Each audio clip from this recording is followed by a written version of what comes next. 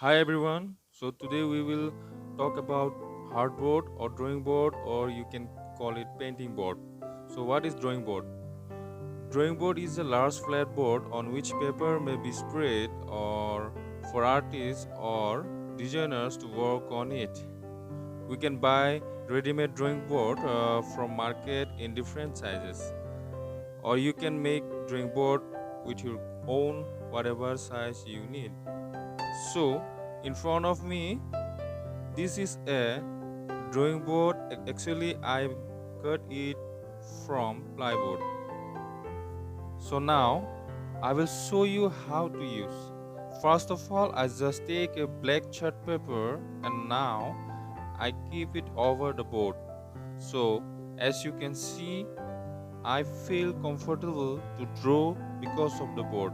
But it is better to use a soft drawing board when you use chart paper to sketch.